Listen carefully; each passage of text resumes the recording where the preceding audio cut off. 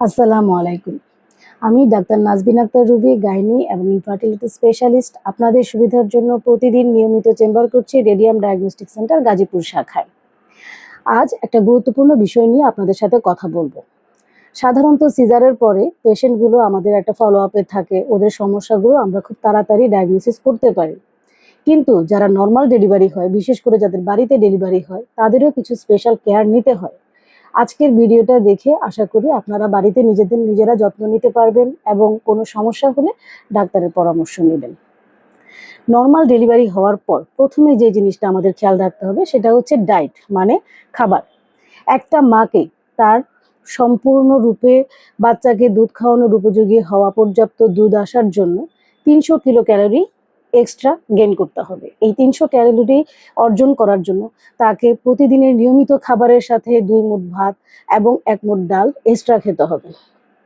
এছাড়া পর্যাপ্ত পরিমাণে প্রোটিন সমৃদ্ধ খাবার, যেটা আমাদের দেশের গ্রামে গঞ্জে মুরব্বীরা অনেক সময় অনেক মাকে অনেক কিছু বলে যে এটা খেলে পেকে যাবে, এটা খেলে দুধ আসবে না, এটা খেলে সমস্যা হবে। প্রোটিন সমৃদ্ধ খাবারের কোনো বিকল্প নেই। এর মধ্যে মাছ, মাংস, ডিম, দুধ অবশ্যই খেতে হবে। প্রচুর শাকসবজি খেতে হবে। ১০ থেকে ১২ গ্লাস পানি প্রতিদিন খেতে হবে। তার সাথে প্রতিবার বাচ্চাকে বুকের দুধ খাওয়ানোর পর ১ গ্লাস পানি এক্সট্রা খেতে হবে। এরপর আসতেছি রেস্টের ব্যাপারটা আমার কাছে আমাদের সমাজের মেয়েদের জন্য খুবই গুরুত্বপূর্ণ মনে হয়।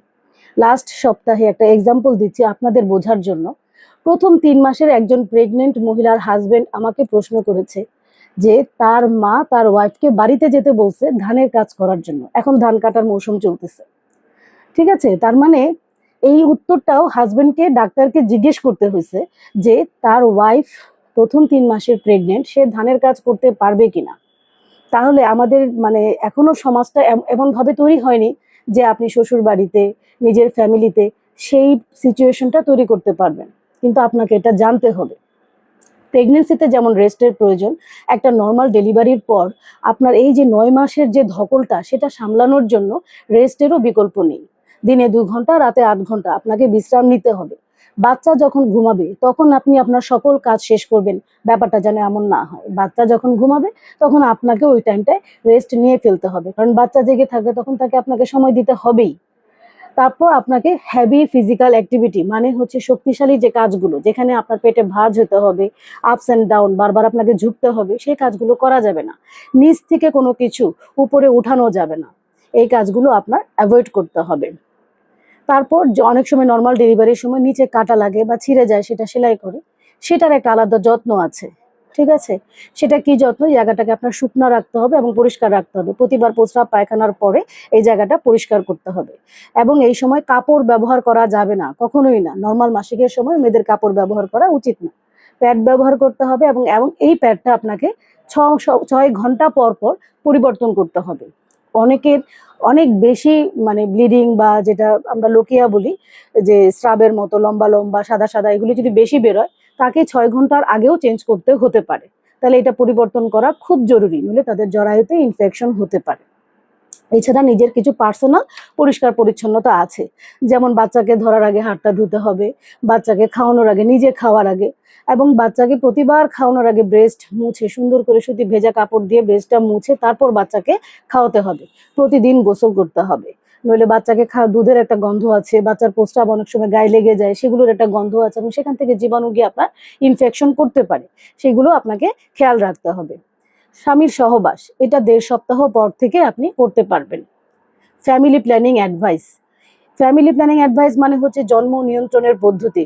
আপনাকে অনেকে অনেক কিছু বলবে যে হ্যাঁ, অনেক সময় মাসিক বন্ধ থাকে মেয়েদের বুকের দুধ খাওয়ানোর সময়, যে পর্যন্ত মাসিক হবে না সে পর্যন্ত কোনো পদ্ধতির প্রয়োজন নাই। না, পদ্ধতি অবশ্যই নিতে হবে। যেদিন থেকে স্বামীর সাথে থাকবেন, যদি আপনি কোনো পদ্ধতি না নিতে পারেন বা কোনো কি নেবেন বুঝতে পারতেছেন না, তখন স্বামীকে কন্ডোম ব্যবহার করতে হবে। আর পদ্ধতির মানে নিজের পদ্ধতি কোনটা নেবেন সেই যদি পরামর্শ চান, সেই পরামর্শের জন্য যে কোনো হেলথ কমপ্লেক্সে পরিবার পরিকল্পনা কেন্দ্র আছে, সেখান থেকে আপনি উপদেশ নিতে পারেন, অথবা যে কোনো গাইনি ডক্টরের পরামর্শ নিতে পারেন। দিনটা এরপরের যে বিষয়টা আসতেছে সেটা হচ্ছে পুরা যে 6টা সপ্তাহ 1.5 মাস আমরা পিরিয়ড বলে এই সময়টাকে, এই সময় আপনার প্রস্রাব পায়খানা এগুলো ক্লিয়ার রাখতে হবে। এগুলো ক্লিয়ার রাখার জন্য কিন্তু খাদ্যাভ্যাসের বিকল্প নাই। আপনাকে প্রচুর শাকসবজি খেতে হবে, তারপর পানি খেতে হবে। পানিটার ব্যাপারটা সবচেয়ে বেশি আপনি গুরুত্ব নেবেন। প্রয়োজনে আপনার এগুলোর পাশাপাশিও যদি আপনার পায়খানা শক্ত থাকে সেই ক্ষেত্রে আপনাকে মেডিসিন নিয়ে পায়খানা নরম রাখতে হবে। এরপর সবার শেষে যে জিনিসটা আমি বলতে চাই যে নর্মাল একটা সিজারের পরে আমরা রোগীটাকে সিজারের যে কয়দিন হাসপাতালে ভর্তি থাকে তাকে দেখি, তাকে ছুটি দেওয়ার দিন চেক করে হয়, তারপরে আবার যে 7 দিনের দিন সেলাই কাটতে আসে তাকে আমরা তখন দেখি। কিন্তু একটা নর্মাল ডেলিভারি পেশেন্টকে আমরা সেভাবে পাই না। নর্মাল ডেলিভারির পরেও কিন্তু একদম ওয়ার্ল্ড ওয়াইড পুরা বিশ্বে আপনার নিয়ম আছে 4টা ভিজিটের।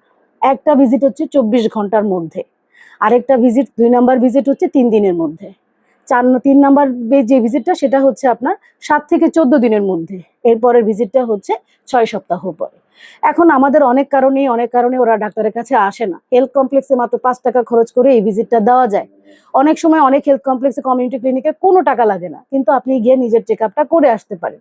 যার পুরা 9 মাসের সময় প্রেশার থাকতে পারে, ডায়াবেটিস থাকতে পারে, এই জিনিসগুলো আপনার নিয়ন্ত্রণ করার জন্য এই ভিজিটের কোনো বিকল্প নেই।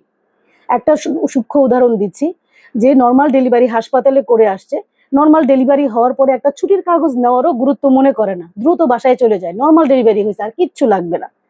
7 দিনের দিন, 10 দিনের দিন, ইভেন আমি 1 মাস পরেও মাসিকের রাস্তা থেকে একটা প্যাড যেটা অনেক সময় অতিরিক্ত রক্তক্ষরণের জন্য যিনি ডেলিভারি করান তিনি এটা দিয়ে থাকেন, সেটা বের করা হয় না। সেটা তো মা বের করতে পারে না, সেটা আমি 1 মাস পরেও বের করছি। একটা জিনিস পচে সেই জায়গাটায় থাকলে আপনার জরায়ুটার কি কন্ডিশন হয়। সেই জন্য বাচ্চা ডেলিভারি নর্মাল হলেও আপনাকে একবার অন্তত চেক আপে আসতে হবে। আমাদের মেয়েরা সাধারণত কোনো রকম কোনো প্রবলেম না হলে এই ভিজিটটায় আসে না, এই ভিজিটটার গুরুত্ব অনেক বেশি। আজকের ভিডিও দেখে আমার মনে হয় আপনারা সবাই নিজেদের যত্ন নেবেন এবং একবার হলেও বাচ্চা ডেলিভারির পরে গাইনি বিশেষজ্ঞের পরামর্শ নেবেন। ভালো থাকবেন।